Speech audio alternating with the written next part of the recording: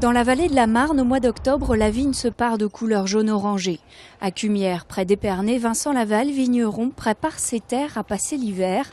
Un travail qu'il réalise avec son charretier et Samba, une jument ardennaise. Les chevaux ont refait leur apparition sur ce vignoble il y a 3 ans et participent à l'élaboration d'un champagne biologique. Aucun herbicide ou produit phytosanitaire n'est appliqué sur la vigne, une vigne bio qui se reconnaît à l'œil nu. Donc on voit des radicelles, on voit une couleur bien plus sombre de la vie. Avec un peu de chance, on va tomber sur un ver de terre où... En tout cas là, ça sent la terre vivante, il y a de la décomposition, il y a des micro-organismes qui travaillent. C'est le père de Vincent Laval qui a opté pour la culture biologique à une époque où c'était totalement confidentiel.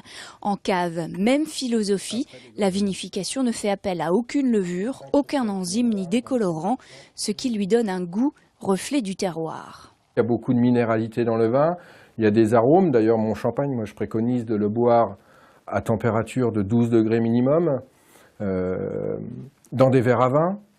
Il va falloir le laisser s'aérer. Bien qu'en forte progression depuis ces 10 dernières années, le champagne biologique ne représente qu'1% des surfaces cultivées. Seuls 72 exploitants sur un total de 15 000 ont le label bio. La biodynamie, à savoir les techniques de culture biologique, mais sans le label, est en forte hausse.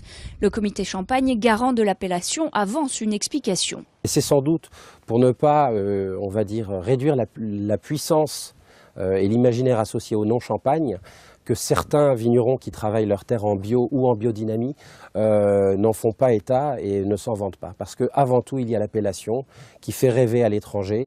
Une appellation bio-minoritaire, mais des techniques qui, elles, finissent par s'imposer à la culture conventionnelle. Ainsi, l'enherbage, dont l'intérêt est de forcer la vigne à puiser ses ressources profondément dans le sol.